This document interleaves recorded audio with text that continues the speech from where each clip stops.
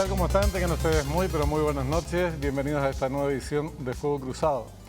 Es difícil que nos mantengamos en un tema, un par de temas. Muchos hechos transcurrieron a lo largo de esta semana, cargados de cuestiones políticas, de relevancia.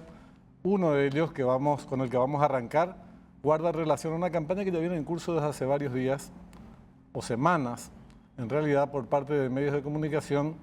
Nosotros no creemos que tiene un componente de sabotaje a los planes del gobierno, contra el gobierno abiertamente por parte de los medios ABC y Última Hora, pero que no se limita a los ataques al gobierno, sino también alcanzan a su base de sustento político, que es la ANR y su presidente Horacio Cartes. Una campaña muy orquestada, muy intensa, muy dura, si se quiere, en los términos que está planteada, y es lo que pudimos observar desde hace semanas. No nos vamos a limitar a esto, pero vayamos al reconocimiento de campo, al tema con el que vamos a arrancar el programa de la fecha.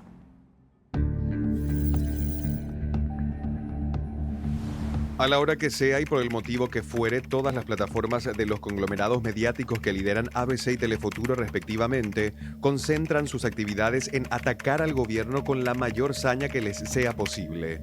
No es una prensa crítica que señala problemas e impulsa el debate sobre las posibles soluciones.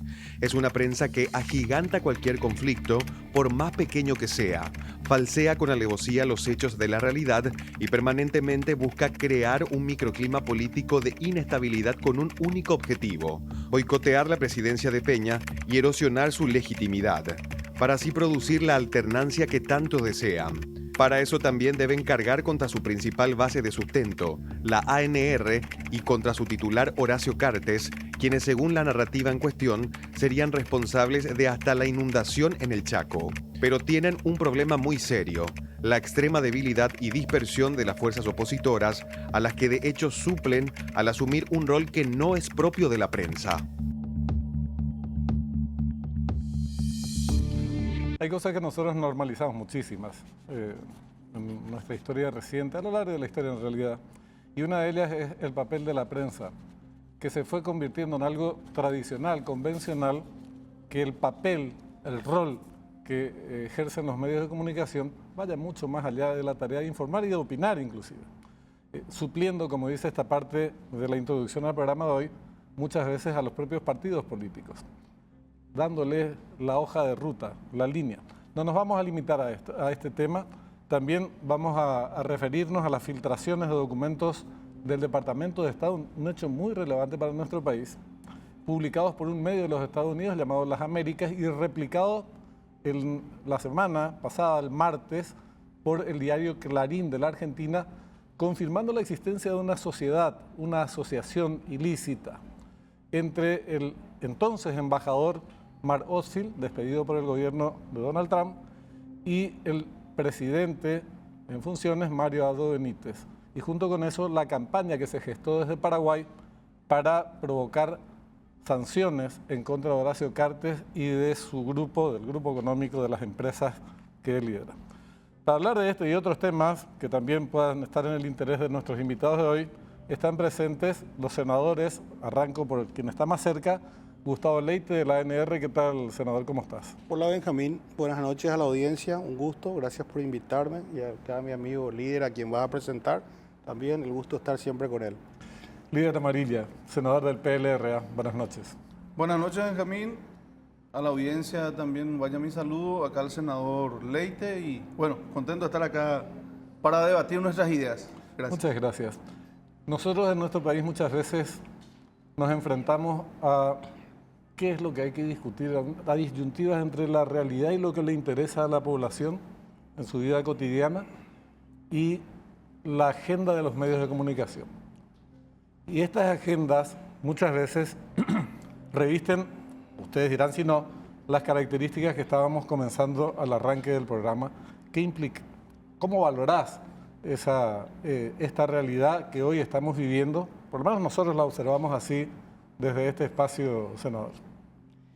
Me quedo con dos cosas. La primera, en el final de la presentación, ¿cómo le llaman? Estudio de campo. Reconocimiento de campo. No sé por qué viene ese no, nombre. está bien, no importa, le llaman así. Suena bien. Lo que queda en claro es que los periodistas y las líneas editoriales de los medios de oposición hace rato cruzaron las líneas del periodismo a la militancia política. Un hecho que no es normal en periodismo. No sé si está bien o está mal, pero es lo que es. Y lo segundo, hace 3 días fui a dar una charla a los doctorandos de la Universidad Católica, de la Facultad de Derecho de la Universidad, la Universidad Nacional. Hablamos de todo y a calzón quitado. Y yo hacía una presentación y decía, bueno, ¿por qué Paraguay, que realmente bajó la pobreza de 50 y tanto por ciento a 20% en los últimos 20 años? ¿Por qué Paraguay, que tiene una estabilidad? Los números que se muestran desde los gobiernos son números reales. Y yo creo que el gran trabajo aquí es el marco institucional.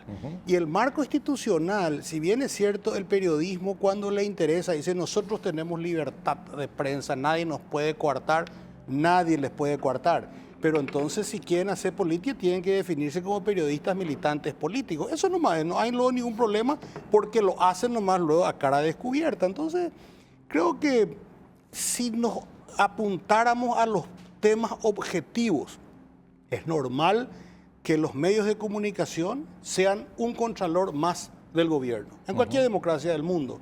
Lo que no es normal es que los medios de comunicación y los periodistas de esos medios asuman el rol de la oposición. Efectivamente. Líder, vos formás parte de la oposición. Sabemos que la oposición no es algo homogéneo, ni siquiera los partidos políticos. Tu propio partido no es una entidad homogénea, hay distintas líneas, pero se escucha muchas veces repetir el libreto a los políticos. Me resulta penoso, honestamente. Repitiendo el libreto que se elabora desde una redacción, desde la redacción de un medio de prensa.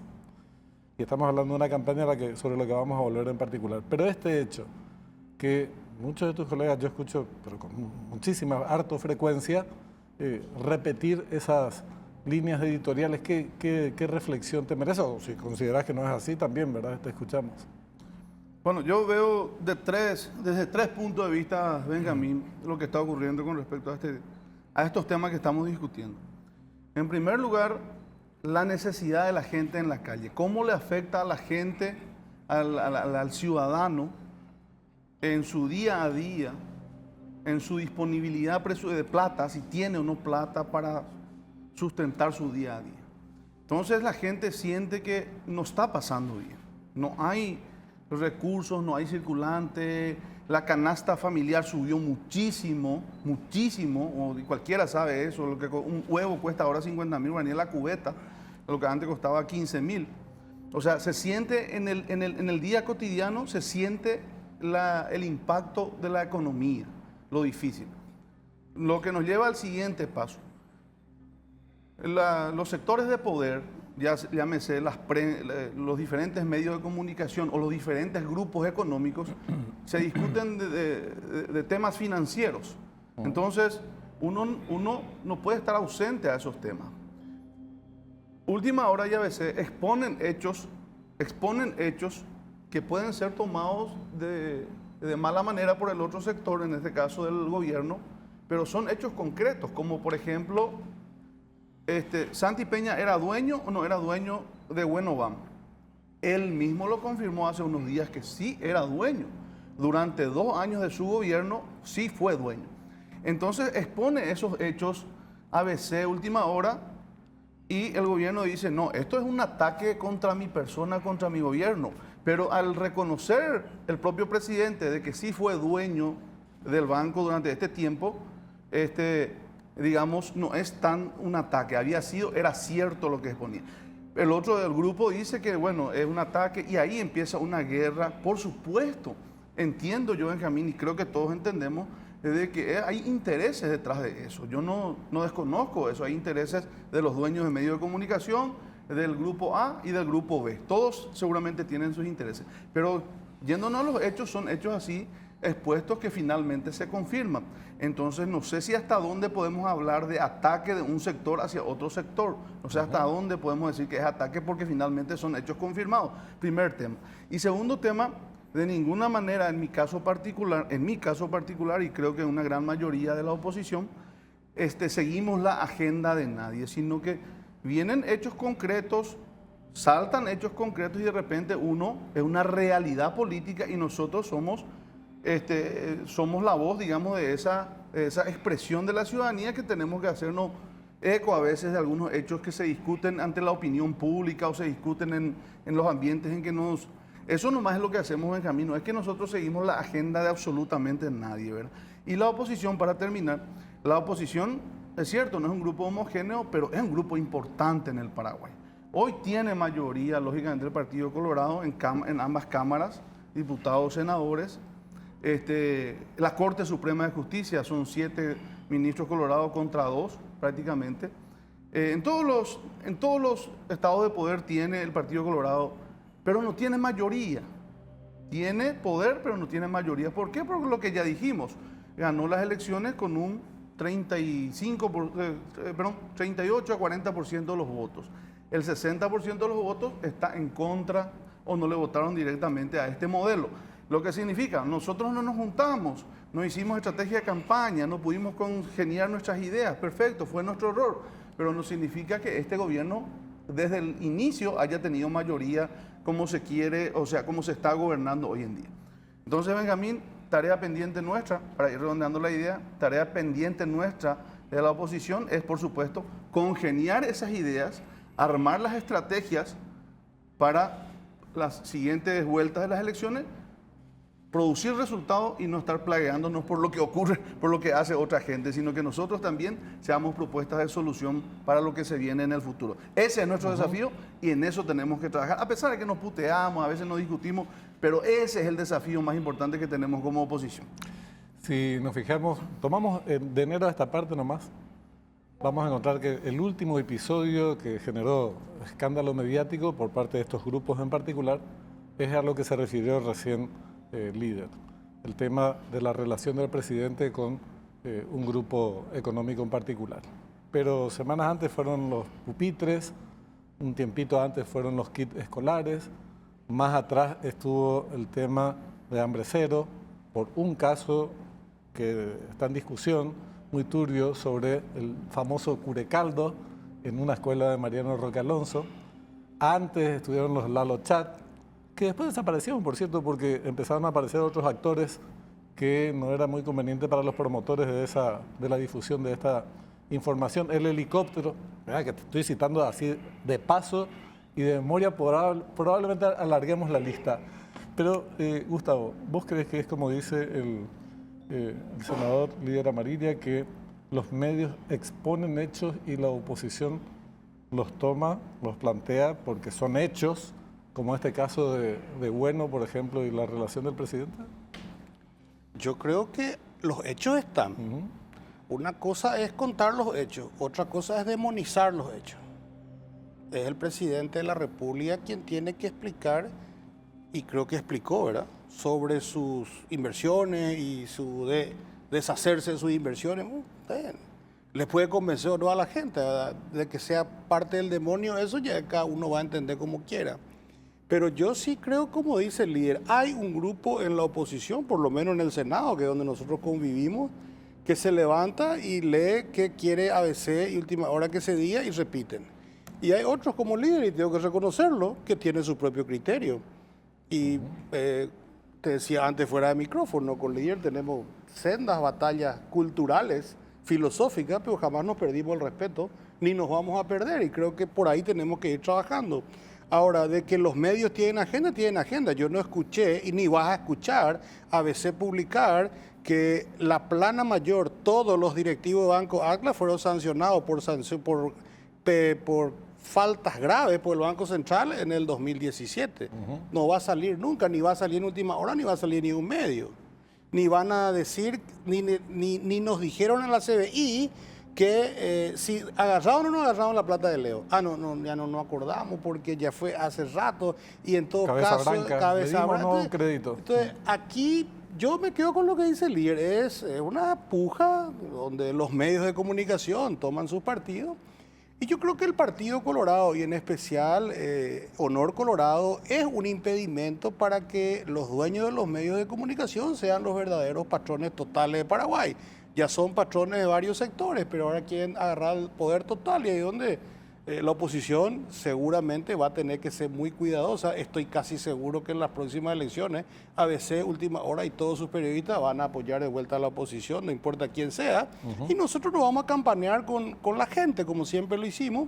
Y sí rescato lo que dice el colega líder. Acá la realidad es cómo se siente la gente a fin de mes. Si este gobierno, cuando esté terminando, la gente siente que tiene un poquito más de respiro a fin de mes, el gobierno habrá tenido éxito. Si no, da igual lo que vos le digas, le muestre el pupitre, no hay pupitre, eso es anecdótico, el bolsillo manda en las sociedades y manda en la democracia. Sin duda. Ahora, permítanme insistir y en algún sentido discrepar acerca de que la prensa se limita a divulgar hechos. Y bueno, los hechos se toman y hay pronunciamientos al respecto. Eso puede acontecer cada tanto, fruto de una gran investigación, Watergate, cuando haces una investigación muy profunda. Pero yo creo que gran parte de la política paraguaya, o una parte importante, no quiero decir gran parte, se guía exclusivamente por los hechos tal cual los manifiesta la prensa, que no quiere decir que sean los hechos. Quiere decir que son los hechos que dice la prensa que son hechos. Por ejemplo, líder, este tema de Buenobank, que para mí el gobierno respondió muy mal. Muy mal. Es un conflicto en el que no tenía que participar el presidente de la República. Bastaba que dijera algo que los medios no quisieron, y ustedes tampoco, los políticos, digo, avanzaron en qué dirección. Y lo hicieron desde la Contraloría General de la República. ¿Es legal o es ilegal que el presidente, sea este o el que venga o el que se fue, tenga algún tipo de relacionamiento empresarial? Y según la ley, en materia de lo que se le cuestiona al presidente, la ley que establece el régimen de prevención, corrección y sanción de conflictos de intereses, porque se dice que tiene conflictos de intereses, en su artículo 18 y 19 efectivamente habla de los conflictos de intereses que no puede tener un alto funcionario, o que incurriría un alto funcionario si tiene este tipo de relaciones. Pero remite a otra ley, estaba googleando recién, que se llama la que crea la 6.446, que crea el registro administrativo de personas y estructuras jurídicas y el registro administrativo de beneficiarios finales del Paraguay. Artículo 4, dice la ley anterior, que se dice que el presidente violó. Y en su artículo 4 habla de que incurren en esa figura, que se cuestiona tanto, quien tenga participación sustantiva, la tenencia de acciones o participación en un porcentaje igual o mayor al 10%. El presidente tenía el 1,3%. Quien controle más del 25% del derecho de votación en la persona o estructura jurídica, ni por las nubes, ni de casualidad, porque con el 1,3% de acciones no podés controlar el 25% de la votación. Entonces, la discusión no era si había una relación o no había relación entre el presidente con una empresa en particular, sino si esa relación fue lícita o ilícita. Y ustedes, permitidme que me dirija a ustedes, ni los medios que propiciaron esta campaña intensa, no hicieron reparo. ¿Quién hizo? Un funcionario de la Contraloría. Entonces, ¿se exponen hechos o se exponen determinados temas de manera engañosa? Es mi pregunta. Un funcionario de tan alto nivel como el presidente de la República, por ser el cargo más importante en el país, ejerce influencia directa en todas las instituciones del Estado paraguayo, en todas. Tanto es así que el presupuesto general de gasto de la Nación, que es alrededor de 18.000 millones de dólares, maneja el 97% del poder ejecutivo. El presidente de la República maneja a través de su ministro, IPS, todos los órganos. Desde el momento en que un órgano del Estado, llámese IPS, direcciona una cantidad de depósito al banco del presidente, lógicamente estamos hablando, y al ser el presidente de la República accionista, estamos hablando de un conflicto de intereses. En menor o mayor porcentaje, pero estamos hablando de un conflicto de intereses. Ya siendo presidente de la República, en este caso, Santiago Peña. ¿Es legal el porcentaje que se paga? ¿Por qué se le paga a Atlas? ¿Por qué está depositado en Atlas también una cantidad de dinero? Está depositado desde hace muchos años en Atlas también dinero del IPS, categórico, y en otros bancos, y en otros bancos, y en otros bancos. Yo no tengo duda de que esa es una potestad del IPS, es una facultad del IPS de hacer la mejor inversión que crea, en el sentido de que le genere mayor renta para que pueda seguir pagándole a sus jubilados, ¿verdad? No estoy discutiendo el fondo de la cuestión, yo estoy diciendo nomás, ni de que haya sido un mal negocio para el IPS, no estoy diciendo tampoco eso, estoy diciendo nada más de que así como se plantea el problema y los hechos, en alguna medida sí constituye un conflicto de intereses. Pero la ley dice otra cosa, te acabo de leer. Entonces, podemos cambiar la ley y decir, no tiene que tener ni el 0,1% de participación, ningún alto funcionario. Pero tal como está la ley, no se configura. Entonces, se puede cuestionar la ley, pero no puedes decir el presidente incurrió en algo en que en realidad la ley le habilita para hacer inclusive una inversión 5 veces superior. Yo no estoy ejerciendo el papel de abogado de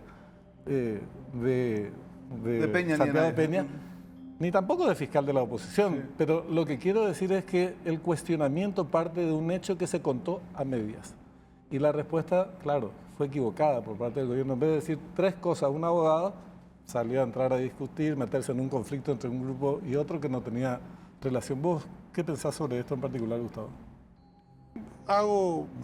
La ley es la ley.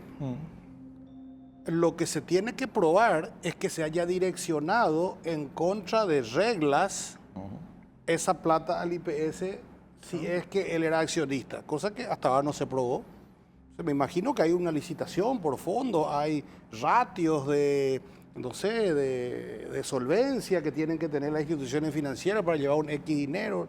Ahora, bajo este mismo concepto, es asqueroso el tráfico de influencia y el conflicto de intereses de que la inmensa mayoría de las contratistas en el gobierno anterior solamente le compren a la empresa que era de Mario. ¿A dónde? Sí, la mayoría el asfalto. Entonces, hay que investigar caso por caso. Por eso digo, si es que se prueba que las compañías vialeras estaban siendo inducidas a comprar el asfalto solo de Mario Abdo, es una violación de la ley, es un tráfico de influencia, conflicto de interés. Si es que se prueba que el IPS colocó plata en el banco, bueno, mientras Peña era accionista, a raíz de un apriete, por decirlo así, del gobierno en contra de una normativa, sería un delito. Ahora, por lo que yo tengo entendido, hasta ahora eso no se dijo ni nos saltó, no conozco, pero estimo que el IPS tiene un consejo que cuida de sus colocaciones y que esas colocaciones se hagan en línea con las reglas normales de las colocaciones. Y que le ofrezca mayores ganancias, porque el nivel de retorno que tiene esa colocación es superior. Los intereses. El pago de interés es mayor negocio probablemente para el IPS, pero el punto es, Benjamín, para no detenernos en este punto, lo que hoy se está planteando en el programa es si este planteamiento que hicieron los medios de comunicación, Última Hora, o Telefuturo, u otros medios de comunicación, es una agenda preparada o salta de un hecho concreto. Así como estamos hablando acá, salta de un hecho concreto, realizado, informado a la opinión pública y sobre el cual cada uno toma su posición, a favor, en contra, jurídico, no jurídico, corresponde a la ley o no, pero es un hecho concreto. O sea, yo lo que veo, sin ánimo de defenderle a nadie tampoco, es un hecho concreto que ocurrió en el Estado público, se está discutiendo y estamos discutiendo nosotros y todo el mundo habla del tema, pero no es una premeditación de un ataque, desde mi punto de vista, no es un ataque premeditado, ni inventado, ni fabricado, es un hecho que ocurrió. Líder. Y genera un debate, como dije, cada uno tomará su posición, pero genera un debate sobre un hecho. Entonces ahí, yéndonos a tu planteamiento del programa, ¿es ataque deliberado o no es ataque deliberado? Tenemos que... Si tomás los antecedentes, claro que siempre son hechos puntuales, pero hay una sola línea. La línea es decir, es el peor gobierno, estamos peor, estamos a las puertas del infierno en materia económica, social e institucional, la dictadura está a la vuelta de la esquina. Ese es el discurso central, alimentado por determinados hechos que se distorsionan. Entonces se presenta el uso del helicóptero como un escándalo, cuando sabemos que todos los presidentes del planeta andan en helicóptero, y no es un acto ilícito. Se presenta el caso mal llamado Curecaldo como una forma de decir este programa es una basura. Y vos podés tener crítica al programa, pero no por eso, al hambre cero. Porque todos los días se sirven 900.000 platos de comida a los niños. Eso es una realidad, eso también es un hecho, no se menciona. Entonces, así podemos ir colocando hecho por hecho, que después termina en el mismo discurso del gobierno. Una cosa nomás que vos decías, que tiene que ver con la cuestión de estamos peor. ¿En qué se basa eso? Porque es cierto que suben los precios, subieron los precios, subieron históricamente los precios. Si tomamos del 89 a esta parte, vienen subiendo los precios de manera regular. Y hay un nivel de depreciación de la moneda también regular, pero lento. Pero, por ejemplo, hambre cero, 400 millones de dólares, viviendas, adultos mayores, Tecoporá, que ustedes mismos votaron en las ampliaciones presupuestarias, es una inversión social de 1.000 millones de dólares, algo que no tiene precedente. ¿Eso es parte o no es parte de la realidad? ¿La gente impactada por esos programas está un poco mejor o no? ¿Eso resuelve los problemas estructurales? No, estamos lejos de resolver los problemas estructurales. Pero no retrocedimos en este campo. Hubo cierto avance. ¿Por qué no se plantea con sinceridad? Y sobre la base de la sinceridad, hacer las discusiones políticas. No, ese programa social hay que sustituir por este otro. Este es el camino, no son las viviendas o no es hambre cero, hay que hacer. No decir simplemente estamos peor porque no es cierto. Así que te respondo. Sí. Lo que pasa es que cuando te digo que la gente no siente, y cuando sale el presidente a decir que 300.000 personas salieron de la extrema pobreza y de la pobreza, no se sienten en la calle, significa porque no es que aumentaron sus ingresos, se bajaron los estándares. ¿Qué significa eso? Para que salga hoy en día de la extrema pobreza estamos hablando de 12.500 guaraníes por día, 370.000 guaraníes. Es un indicador mundial que a mí me parece una basura, pero es el indicador mundial. Y 28.500 guaraníes por día es para la pobreza. Cerca de 800.000 guaraníes. Sí, o sea, 29. vos tenés 800.000 guaraníes y ya no sos pobre. Ya sos Borio una tapona, ya sos. Y tenés 370.000 guaraníes y ya no estás en la extrema pobreza. Y esos indicadores están mal. De entrada, luego, como política pública, está mal eso. Porque sabemos que en el Paraguay no se vive con esa plata. No se vive con esa plata. Entonces, cuando vos decís que porque tenés 500.000 ya saliste de la pobreza, estás mintiendo porque no es cierto eso. Nadie sale con la pobreza con esa plata. Primer dato importante. Segundo dato importante.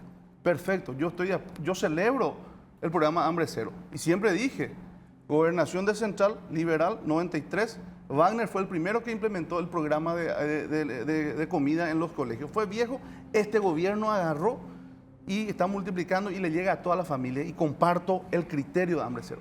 Pero no comparto que 530 millones de dólares, que es lo que la plata para eso hay, solamente le llegue a un grupo de 5 empresarios, 4 empresarios, lo que significa... Entre ellos algunos correligionarios tuyos, entre ellos. Perfecto, que sea, pero 5 empresarios no llega, no es dinamizador de la economía. ¿Y por qué no es dinamizador de la economía? Y ahí te voy a explicar por qué.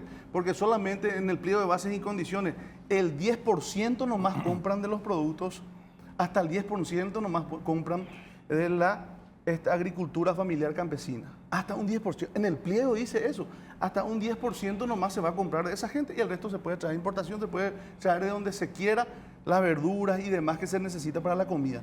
O sea que, ¿qué significa eso? 50 millones de dólares es lo que se va a repartir en la agricultura familiar campesina y eso dice en el pliego de bases y condiciones.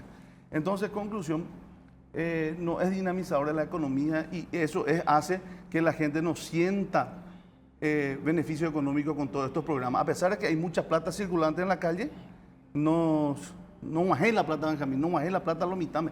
Eso es lo que la gente reclama y te estoy diciendo el por qué. Porque la forma en que se hizo el pliego de bases y condiciones es para beneficiar a un sector. Pero son cuestiones que seguramente va a ir corrigiendo en su momento cuando se sienta más, digamos, esa presión social al respecto, ¿verdad?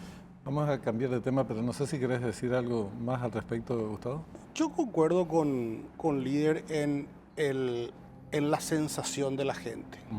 Nosotros que legislamos políticas públicas tenemos que atender lo que nos dice la gente. Entonces, ¿es importante todo lo que se hizo? Sí, es muy importante. Es un punto de partida para construir, sí. Pero yo vengo insistiendo hace tiempo, Paraguay creciendo al 4% no más, no vamos a sacarle a toda la gente de la pobreza en los términos reales de la plata que se necesita realmente para salir de la pobreza. Entonces tenemos que ponernos de acuerdo todos en impulsar un marco institucional. El problema de Paraguay es la corrupción. El problema de Paraguay es que los jueces no le meten preso a los bandidos. El problema de Paraguay es que la fiscalía no le imputa a los que les tiene que imputar, no importa pariente de quién sea ni de amigo de quién sea.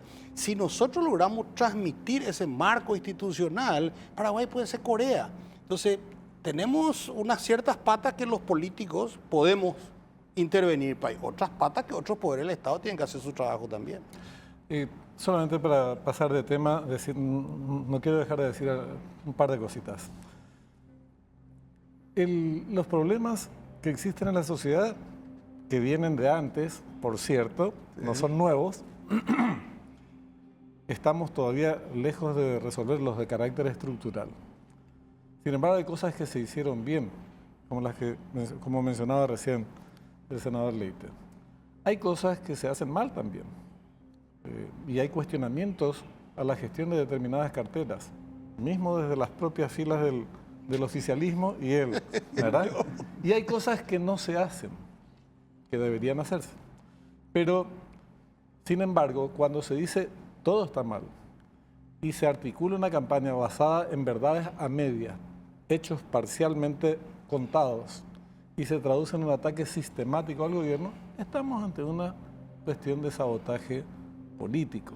Entonces, eso me parece importante señalar. Evidentemente, hay un problema severo a la hora también de posicionar determinados temas y explicarlos. Porque esto mismo que vos decís y que señala Gustavo también, la gente que gana 3 millones de guaraníes por mes, o 2,5 millones, o 4 millones, vos le decís, che, estamos mejor, y se embola. Se molesta porque no recibió ningún ajuste salarial. Pero lo que vos mencionabas sobre salir de la pobreza, que se comunicó como de la peor manera, ¿verdad? En cuanto a esa línea de extrema pobreza y de pobreza que se acepta mundialmente, hoy hay menos gente por debajo de lo que había antes. Y esos programas que yo mencionaba sociales que existen en materia de vivienda, de hambre cero, de temporada, de adultos mayores, esa gente claramente está, si no mejor, un poco menos peor. Y eso también hay que incorporar al análisis. Después vamos a seguir en otros espacios porque no quiero dejar de plantearles un tema que también forma parte de esta estrategia o estas estrategias se desarrollan desde hace tiempo y que yo creo que es un mal también que padece la oposición líder, que es basar su estrategia en el combate al coloradismo y al cartismo y el Frente Único anticartista y anticolorado. Y en Paraguay, en los últimos años tuvimos expresiones, incluso participación extranjera en esas disputas políticas.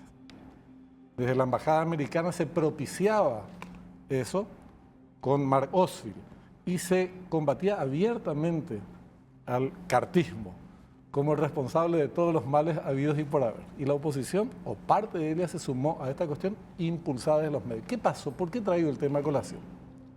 Días atrás, el martes pasado, para ser más preciso, el diario Clarín replica una publicación de un medio de Estados Unidos llamado Las Américas, que había publicado 1.600 páginas de un informe, de una filtración de documentos del Departamento de Estado. En esas filtraciones aparecen informes de Mark Oswald, confirmando la existencia de una sociedad, una asociación ilícita para delinquir, con Mario Abdo Benítez. Y también se confirma que buscaban afanosamente perjudicar, imponer sanciones, agravar las sanciones contra Horacio Cartes. Está por escrito, está documentado, lo dice Clarín, lo dijo un medio de los Estados Unidos, son documentos que van al Departamento de Estado. Y esto se divulga hoy, se empieza a divulgar hoy, hechos que ocurrieron con antelación. ¿Qué valoración tenés en principio de esto, Gustavo? No nos sorprende, es algo que denunciamos durante todo el tiempo que ocurrió. Felizmente sale a la luz, porque cuando vos denunciás, ahora tenés que ver el resultado político de lo que ocurrió. Claro que Horacio Cartes habrá pasado muy mal, porque fue condenado, fue sancionado sin derecho a la defensa, ninguna defensa, por un embajador que evidentemente cruzó líneas que no debía cruzar. Por eso duró un día en su cargo con la nueva administración de Estados Unidos. O sea, la señal no puede haber sido más evidente. Ahora, el resultado político es que Horacio Cartes sigue siendo el político más prestigioso en el Paraguay. ¿Pero por qué? Porque la gente, como dice acá nuestro amigo líder, no se olvida que en la época de Cartes el bolsillo estaba un poco más aliviado y que la corrupción era mínima y no venía de la cabeza. Y entonces tenemos que aprender que cuando vos haces bien las cosas, a la larga la gente te reconoce. Y la gente quiere que se vuelva a eso. Entonces, está muy mal lo que hizo el gobierno de Biden, porque este embajador no fue enviado acá por los extraterrestres, fue enviado por el gobierno de Biden con una agenda globalista, progresista, con el apoyo fuerte de ONG que manejaba entre USAID y Unión Europea casi 70 millones de dólares para, en teoría, fortalecer la democracia. Lo único que hicieron darle plata a los medios que atacaban al cartismo y vos te ponías a pensar, los fiscales andan con banderita de Estados Unidos en su solapa. Porque reciben cooperación y demás. Bueno, hay un límite de la cooperación con lo que vos podés ingerir en la política y en la justicia y hasta a lo mejor en el legislativo de la legislatura anterior. Entonces, creo que se vienen nuevos tiempos con Estados Unidos. Es muy bueno que salga a la luz todo y es muy bueno también que nosotros recompongamos una relación que en los últimos, no sé, tiempos ya fue muy, no sé cómo decir, muy hostil. Ya no nos podemos llevar mal con la potencia número uno del mundo, pero la potencia número uno del mundo no nos puede hacer lo que nos hizo en el gobierno anterior, con el apoyo del gobierno anterior. En uno de los fragmentos, después esto va a ser motivo obviamente de divulgación más rigurosa, ya comienza a hacerlo de manera más ordenada, nosotros no tenemos el tiempo para profundizar mucho de la cuestión. El embajador se refiere a Mario Abdo y a sus secretarios de Estado como grandes colaboradores suyos de su gobierno. Del gobierno de los Estados Unidos, no estamos hablando de... En realidad él tenía que venir a colaborar acá. Al revés tiene que ser. Al revés, exactamente al revés. Entonces aparece en condiciones subalternas del gobierno anterior. Líder, durante un largo periodo se lo presentó a Cartes como supuesto terrorista que financiaba a organizaciones del terrorismo islámico, Hezbollah. El 24 de marzo pasado esa teoría, ese relato se destrozó porque él estuvo en Israel invitado por el gobierno, recibió honores, reconocimientos, expuso una ponencia, un evento importante. Ahora aparece esto también, el propio Departamento de Estado dice, esto se gestó en Paraguay. Y acá todo se aplaudía como foca desde los medios de comunicación, Última Hora ABC Última Hora, y sectores de la oposición también. No es el momento de reflexionar desde la oposición y decir, 35 años estuvimos aplicando una política anticolorada que no funcionó. Desde el 2012 o 13 fue anticartista hasta ahora y anticolorada también, tampoco funcionó a juzgar por los resultados. Le endilgamos cosas de estos tipos que no son. Tendrán otros motivos valederos para ser criticados, pero no esto. No es hora para que bueno, recompongamos un poco, porque nosotros estamos muy débiles y estos tipos siguen tan campantes, tipo Johnny Walker, ¿verdad? Nacieron en 1800. Capaz, venga, quiero responder tu pregunta porque ya me emociono de querer responder. Yo soy capaz que el único o uno de los pocos liberales que tengo la lectura bien clara del Partido Colorado en función de gobierno.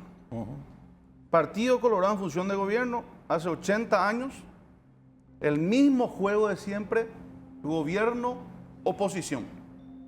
El que está en el gobierno colorado es criticado por otro sector del Partido Colorado. Le critica a este diciendo que este es El Salvador. Caso Mario Abdo a Cartes. Cartes es el presidente, Mario Abdo le critica, con ese discurso gana la presidencia de la República. Pierde Mario Abdo su caballito, su candidato, le gana Santi Peña. Ahora es criticado nuevamente por Vince y compañía. Por Win y compañía. Ahora Win es el salvador del Partido Colorado. Pero quiero decirle a la gente que nos está viendo, son el mismo grupo, la misma asociación que maneja. Conclusión, nosotros, lo de la oposición, liberales, sobre todo, nuestra tarea es fortalecer nuestra institución, el Partido Liberal, proponer programas de gobierno que sean superadores para tenerle mejor a la gente, para que la gente viva mejor y finalmente construir un proyecto político con todos los sectores de la oposición. Podamos ganar las elecciones y una vez que ganamos las elecciones poder implementar esas políticas que estamos promocionando, porque definitivamente está demostrado que criticándole nomás al Partido Colorado perdimos ya 70 años las elecciones y los últimos 35 años de democracia. Coincido en esa parte contigo, Benjamín, de que tenemos que fortalecernos como institución, sobre todo el Partido Liberal, fortalecernos bien, tratar de juntarnos con todos los sectores sobre propuestas que le van a hacer vivir mejor a la gente y eso podría ser una alternativa para el 2028. Y en eso yo estoy trabajando en todo el país para lograr eso y ojalá que otros actores se sumen también. Gustavo, palabras finales, por ahora. Nos queda un montonazo de temas en el tintero. Hablamos de muchos temas y se pusieron temas muy interesantes en el tapete, ¿verdad? Creo que cuando hablamos de los escándalos, un tema es la realidad. ¿Tenía Peña acciones en el banco? Sí tenía. ¿Es ilegal? No. Bueno, ¿ejerció Peña influencia para que el IPS coloque plata en el banco donde él era accionista por encima de o alrededor de disposiciones legales? Eso es lo que se tiene que estudiar. Al respecto de lo que dice acá el líder, yo me encantaría que el Partido Liberal y la oposición siga criticando, no, porque como él dice, hasta ahora no funcionó. Yo sí siento que la oposición tiene... Todos los países necesitan tener un oficialismo fuerte y una oposición fuerte. No es bueno una oposición dividida, débil, porque debilita la democracia. Sin embargo, creo que las banderas más importantes en lo social, de los programas sociales y demás, las hemos puesto en marcha nosotros en el Partido Colorado, iniciando con el presidente Carter, ahora con Nicanor mismo ya inició con el Tecoponá y demás. No sé qué más nos van a convencer ellos. Ellos lo que nos tienen que convencer es que ellos van a administrar mejor el Estado. Y bueno, vamos a ver esa carrera en qué va a terminar en el 2028. Ahora, yo sí veo un poquito más allá. Probablemente es un gran desafío para ambos, para la oposición y para el Partido Colorado, el perfil del próximo presidente de la República. El perfil del próximo presidente de la República que elijamos nosotros y que van a tener que elegir ellos, ahora es su problema, va a ser mucho más escrutinado, va a tener que ser mucho más limpio, va a tener que tener un currículum a prueba de bala. La población, la ciudadanía se está volviendo mucho más delicada, vamos a decir, en elegir, porque también, no sé si bien o mal, gracias a los medios de comunicación, siente que la clase política le está en deuda. Te les agradezco mucho. A mí me parece que es un debate que hay que impulsar. Si la oposición sigue o no sigue libretos, yo creo que sí, gestados desde medios de comunicación. Y creo que adolecen del mismo problema, unos y otros, que es no basar la crítica en hechos de la realidad, expresados estos o interpretados, tomados estos en su totalidad, y mucho menos planteando alternativas, y ahí es donde la cosa se complica y se ve en algunos casos, yo no voy a generalizar, la mala fe. Porque si vos le puteás a alguien o sobre algo, disculpen la expresión, pero para que se entienda, y lo haces con buena intención, lo planteas en su integridad, planteas en su globalidad el tema, y también avanzás por lo menos en algunos aspectos que podrían contribuir a la solución de lo que estás criticando o denunciando. Esa no es la discusión que hoy tenemos en Paraguay. pero lo vamos a intentar en otras próximas conversaciones avanzar en esta dirección. Gustavo, líder, muchísimas gracias por su presencia aquí hoy. ¿Sí? Saludos a la audiencia. Gracias por la invitación. Muy amables. Volvemos enseguida. Un tema que también llama mucho o concentra parte de nuestra atención y debería concentrar de todos es esta relación con Brasil, la situación en el Mercosur, cómo nos afecta o nos va a afectar el tema de los aranceles, que ahora hubo cambios también en la política de Trump, aunque no nos afecta a la región, pues se mantiene el 10%. ¿Qué pasa con la revisión del anexo C? No vamos a desarrollar todo esto, pero por lo menos una partecita, ya volvemos.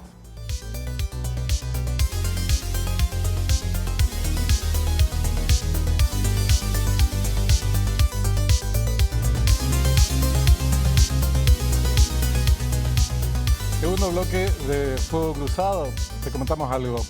Por si tenés demasiadas deudas en todas partes, podés unificarlas con Basa y pagar menos. Olvídate de múltiples fechas de pago y tasas altas, unificar todas tus deudas de tarjetas y préstamos de otras entidades y consolidarlas en un solo préstamo con Basa que tiene la mejor tasa del mercado. Desde el 11,5% y hasta 60 meses de plazo. Menos estrés, menos pagos, más tranquilidad. Una sola cuota al mes, paga menos y disfruta más. Llama o escribí al 021-618-7070 y simplifica tu vida hoy. Basa en tu lado, a tu lado, en cada logro. Bueno, es bueno, porque en realidad uno se desorganiza en la vida con múltiples cuentas a pagar y unificarlas y tener una sola fecha es positivo. Nos metemos a un tema que les adelantaba anteriormente, que tiene muy poca difusión y mucho menos debate, que sin embargo es de gran interés para nosotros. ¿Qué está pasando en materia de política exterior? De la relación bilateral con nuestro principal socio, que es Brasil.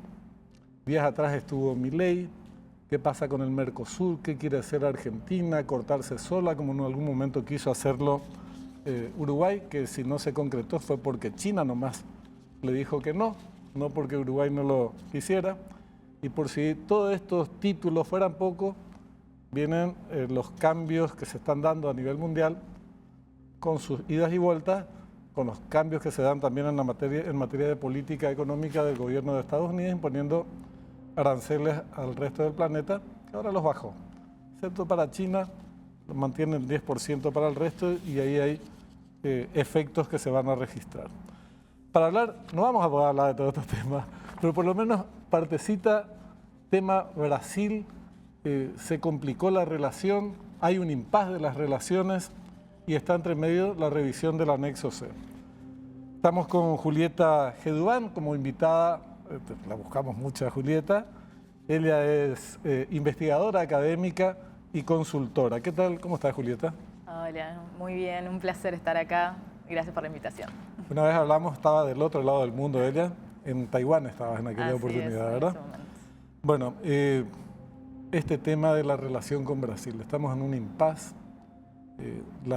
generada a raíz de esta tarea de espionaje que admitió el propio gobierno del Brasil, que se produjo durante el gobierno de Jair Bolsonaro. ¿Cómo estás viendo la situación y sobre todo cuál es la dinámica?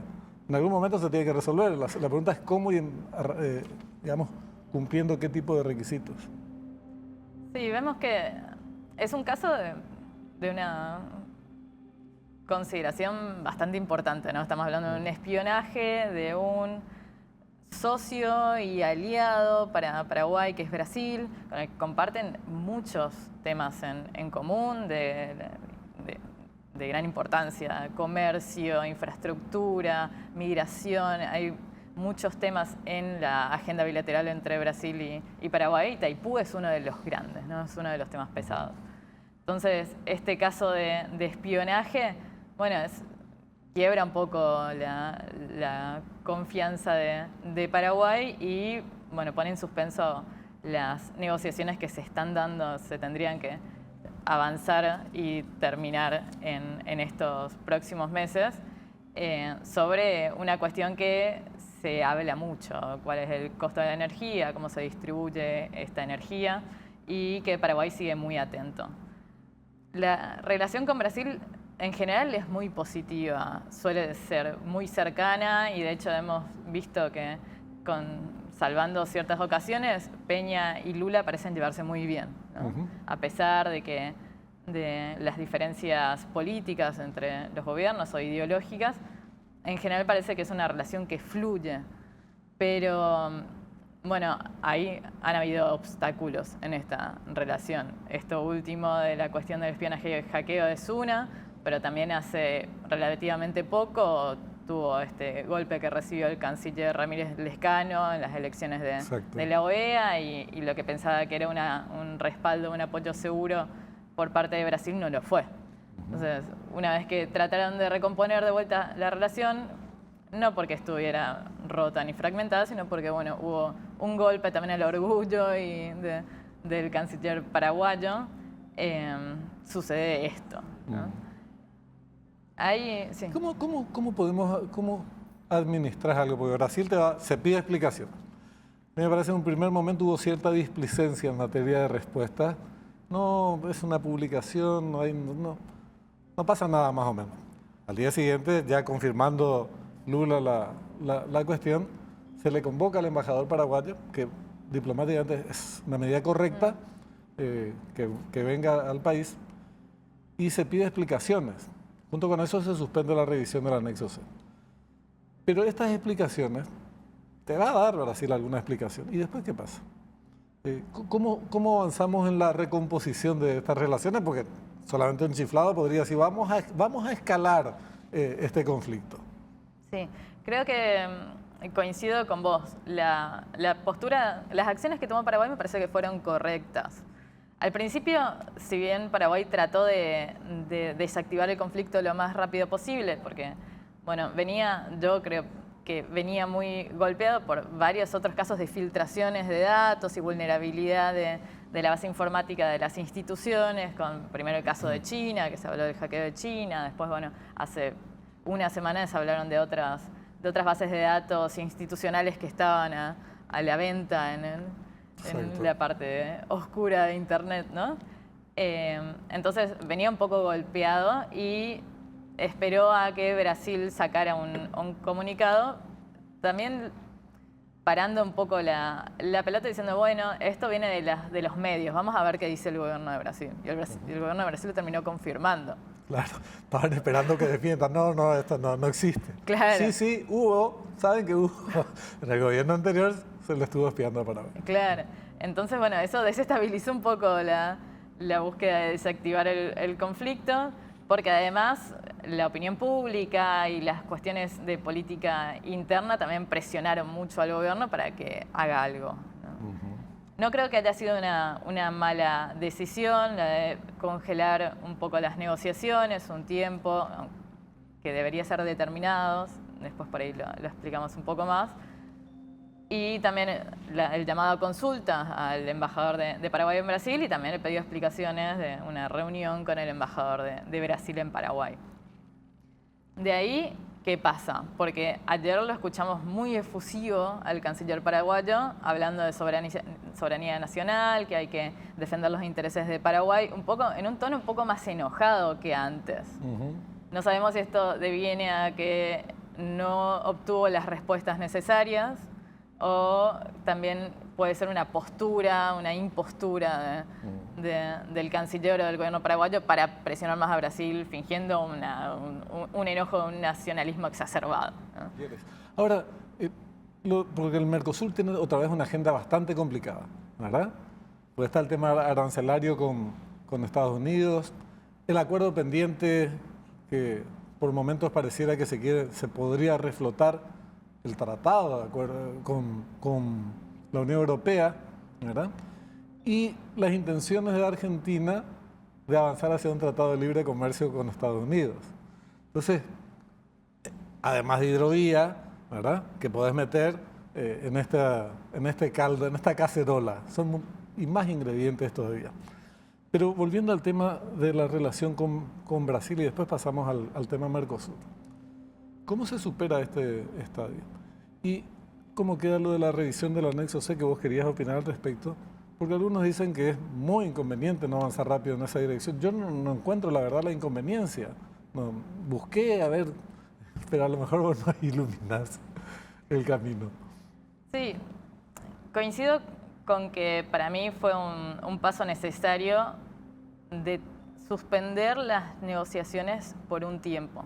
Para mí no es una excusa para suspenderlo limitadamente, ¿no? Esto se tiene que resolver, hay una cuestión que tiene que ser negociada sin duda y no se puede esperar a que pase mucho más tiempo porque la tarifa tiene que ser discutida, hay otras cuestiones de la cesión de energía, bueno, hay muchos temas importantes que se estuvo esperando mucho tiempo para ser negociados.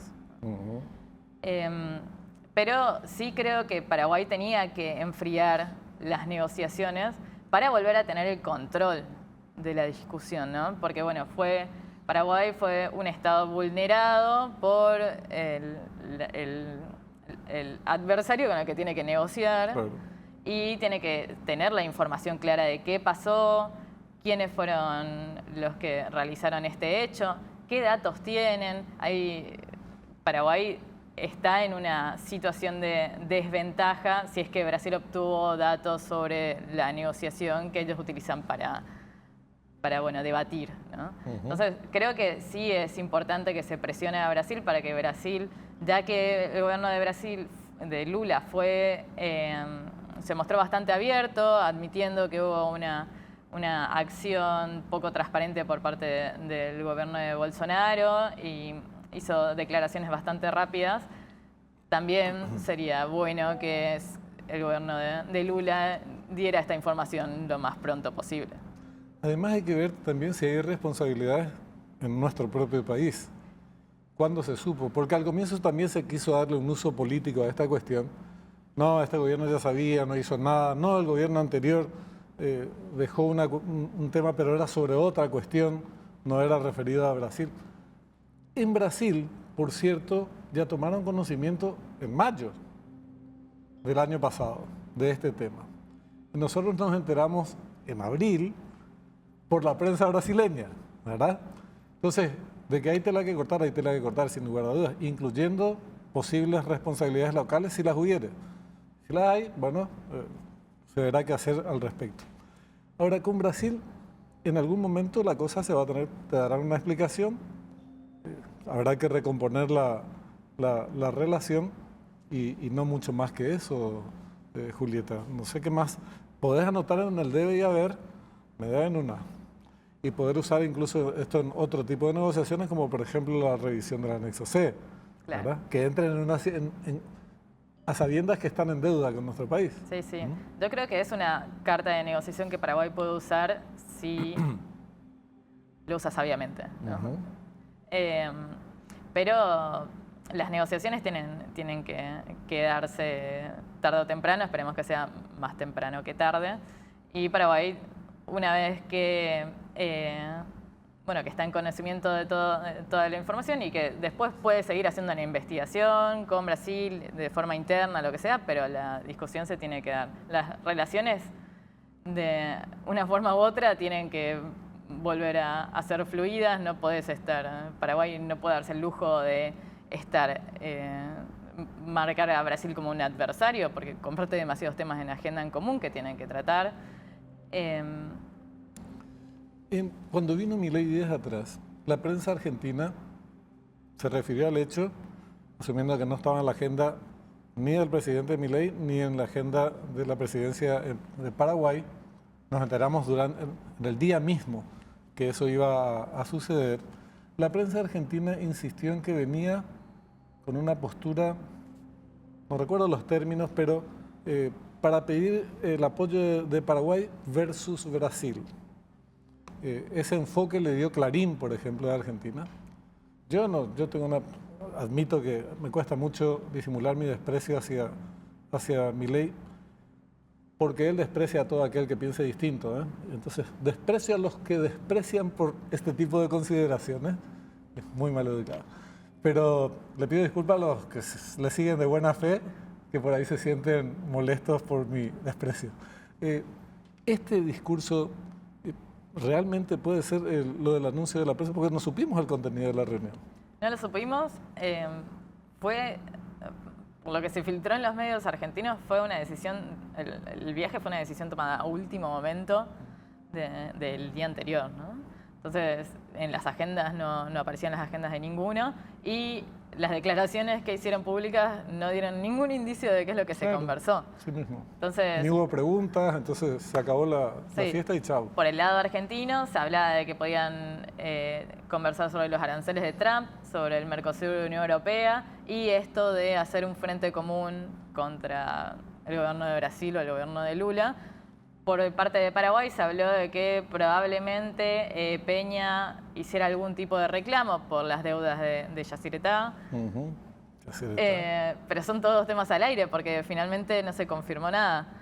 Lo que da a entender esto es que la reunión fue muy corta, no mencionaron ningún tema en especial en la conferencia de prensa. Lo que podríamos entender es que tal vez fue una cuestión más de último momento por una coyuntura interna de Argentina, que también tal vez a Peña le venía bien una visita de Milei, que Milei aprovechó que había un paro general, que había un contexto, un escenario bastante hostil en ese momento, entonces aprovechó para salir del país, diversificar un poco la agenda y bueno, aprovechar a charlar con un socio que siempre se muestra muy favorable, Peña, a Milei y apoyarlo públicamente. Es el tercer paro nacional, entre paréntesis, que enfrentó Milei, de un acatamiento muy amplio. Ahí las cosas están un poco complicadas, se le está escapando la liebre en materia económica, inflacionaria, riesgo país. Bueno, hay una situación de bastante incertidumbre en este momento en la Argentina. Y esta supuesta intención de celebrar algún tipo de alianza anti-Brasil, decirle al principal socio de Brasil, eso no sé si es muy prudente y viable. ¿Qué tan viable vos crees qué andamiento podría tener una política de esa naturaleza? Y la verdad es que, pensando en nuestros intereses como Paraguay, no es el camino más prudente. No, pero tampoco lo es para Argentina. Brasil es el socio más importante de Argentina a nivel económico, pero también a nivel político. Hay como son socios, aliados, participan de bloques económicos o organismos internacionales, hacen presencia conjunta, por épocas hacen un frente común frente a las decisiones de política internacional que resultan adversas para la región. Lo mismo pasa con Paraguay. No es muy sabio ponerse en contra de un aliado importante y tan relevante como es Brasil para Paraguay y para Argentina. Lo vimos también que Paraguay y Argentina están haciendo un frente común en la CELAC también.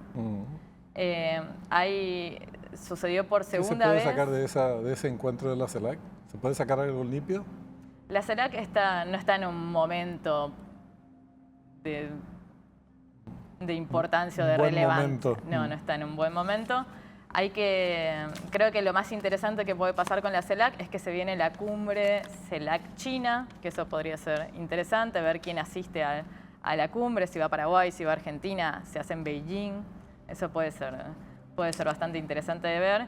Pero lo que llama la atención es cómo hay una coincidencia de intereses o de oposición de Paraguay y Brasil frente a la CELAC, que, bueno, no lo vemos en otros bloques regionales, porque no lo vemos con el Mercosur, por ejemplo, que están al parecer en posiciones opuestas, Paraguay y Argentina. Argentina dando de menos un poco al Mercosur, buscando otras alianzas, privilegiando a Estados Unidos, y Paraguay que está en contra de la flexibilización, que busca consensos en el Mercosur.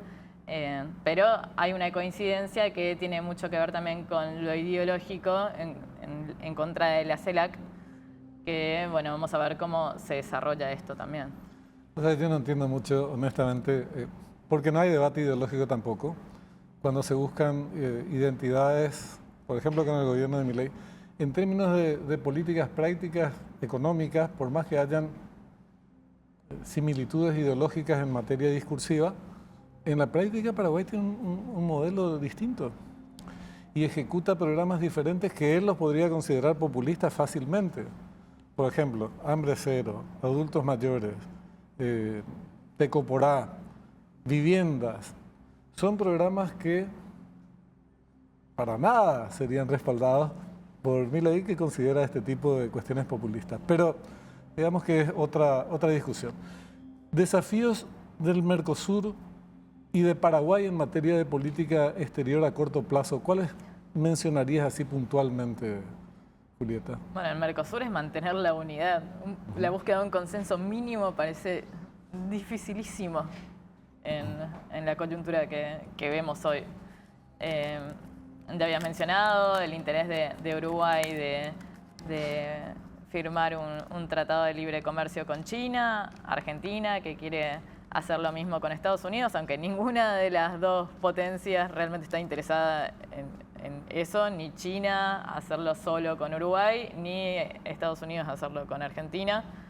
En el medio, la búsqueda de cambiar tal vez normativas sobre el consenso de los estados o flexibilizar para que los estados negocien por su cuenta, que rompería realmente con la política más relevante que tiene el Mercosur, que es negociar todo junto, ¿no? Entonces, el Mercosur está en una situación crítica, siempre se dice lo mismo, el Mercosur parece que siempre está en una Terapia situación intensiva crítica. eterna. Sí, pero yo creo que sin duda es un espacio relevante que hay que mantener y cuidar, y creo que en eso coincide Peña, que busca darle una impronta al Mercosur y tratar de buscar un mínimo consenso, porque también el Mercosur es el espacio más relevante de inserción económica que tiene Paraguay. También le da una relevancia política a Paraguay, porque no es lo mismo negociar solo en un ambiente internacional hostil que vemos ahora, como negociar en bloque con Brasil, que tiene un peso importante, Argentina, que bueno, a veces está un poco más venida menos y a veces no, pero también tiene un peso relevante como economía latinoamericana. Uruguay, Paraguay encuentran en esa unión una fuerza para negociar, hacer frente al ámbito internacional. Hay una cuestión, discúlpame antes de ir cerrando, porque muchas veces en Paraguay, esto lo mencionamos en otras oportunidades, aflora la teoría o la creencia de que somos una especie de isla en medio de la nada. Y no somos. La verdad es que impacta todo lo que ocurre en el mundo esta política arancelaria de Trump. Si bien es cambiante y la intención inicial nos tuvo que revisar el anuncio oficial del Día de la Liberación, distintos aranceles muy gravosos en algunos casos, tuvo que desmontar, reducir, mantener en 10% para todos, excepto para China. Y lo hace porque hubo una crisis en las bolsas, se desplomaron las bolsas, hubo problemas económicos en el mundo y pronósticos muy preocupantes. Pero ese 10% le va a impactar a nuestros socios en la región, más que a nosotros, pero son nuestros socios en la región. Nosotros formamos parte de esta realidad regional. Entonces, indirectamente, estos fenómenos que suceden a nivel mundial también nos impactan. ¿Vos crees que en estas condiciones que no pudimos ni siquiera responder al tema de las vacunas en pandemia, el Mercosur podría tener algún tipo de, qué sé yo, alguna medida de defensa frente a esta situación? Lo dudo. No creo que, más que nada por esto que hablamos, hay una dificultad de encontrar un consenso mínimo en el Mercosur y cada vez se agudiza más. No obstante, también responde no solo a la incapacidad del Mercosur de generar una coincidencia entre 5 países, contando a Bolivia, que ahora hay que empezar a contarlo, sino porque la política de Trump, estas acciones, la imposición tarifaria que ha impuesto Trump a prácticamente todos los países del mundo y todos los territorios económicos, busca que no haya una negociación de bloques, conjunta, claro, en bloques. Lo que busca es que cada país vaya y negocie por su cuenta. Entonces iría en contra de lo que busca Trump, que también genera esto, un sálvase quien pueda. Sálvese quien ¿no? pueda, sí, es verdad. Vos sabés que estaba buscando algunas palabras para el cierre del programa y la más de cada sálvese quien pueda. Y en materia de política exterior paraguaya como prioridades, obviamente me parece que va por el lado de Brasil. ¿Vos qué opinás, Julieta? Sí, creo que prioridad Itaipú. Ujú. Esta cuestión del hackeo es muy coyuntural. Esto en cualquier momento se termina, ¿no? De una forma u otra. Pero Itaipú es un tema que queda y que es sumamente relevante para Paraguay porque una gran parte de su PBI se basa en energía y bueno, hay un debate pendiente que tiene que actualizarse y que se tiene que dar. Otras cuestiones es, bueno, cómo hacer frente a esto que está sucediendo en el ámbito internacional, qué pasa con Trump. Paraguay se presentó durante meses como el mejor aliado de Trump y de Estados Unidos y por ahora no vemos que haya un giro favorable, si bien creo que el escenario es más ventajoso para el gobierno de Santiago Peña porque hicieron una buena apuesta, apostaron, no se llevaban bien con el Poder Ejecutivo de Estados Unidos, entonces apostaron al sector del Partido Republicano con senadores y justo uno de los senadores más relevantes con el que mantenía una buena relación. Salió así. Un pleno sería la ruleta, negro el 11, sí. Pero fue un pleno real porque el segundo del Departamento de Estado también es hijo de un embajador que vivió en Paraguay, entonces hay ahí un combo perfecto que podría beneficiar a Paraguay, pero todavía no lo vimos. Y lo que sí vemos es que Trump no está distinguiendo entre amigos o enemigos. Se terminó para Trump lo de países amigos o países aliados. No, las imposiciones arancelarias que puso hace días no distinguía adversarios de aliados. Entonces, también hay que Peña va a tener que rever ese discurso de amigo de Estados Unidos, porque ya no hay amigos. Sí. Ahora estamos en una política internacional mucho más hostil, estamos en un escenario de incertidumbre en el que hay que readecuarse porque se vienen tiempos más difíciles y hay que tratar de leer un escenario que todavía está en pleno cambio. Entonces ese va a ser otra de las mayores dificultades que va a tener que asumir Paraguay, de un Estados Unidos que está en declive, que como potencia hegemónica, que se está tratando de salvar, de perder más relevancia. Otros actores que están en auge, el auge de China como potencia económica, potencia política, como el sistema multilateral de organismos internacionales que se creó después de la Segunda Guerra Mundial ha perdido casi todo peso y Trump termina de hundirlo. No solo la ONU, sino también el sistema multilateral de la salud. Pero también el sistema multilateral de comercio, la OMC, correcto, siendo que Trump está dando de baja prácticamente todos los postulados más relevantes que hacían un comercio un poco más equilibrado. Trump, bueno, ya no claro, no le la presta situación atención. actual es previa a la constitución de la Organización Mundial de Comercio, ¿verdad? Claro, volvemos a una economía internacional sin reglas. Entonces, no siempre se respeta, pero por lo menos un marco común.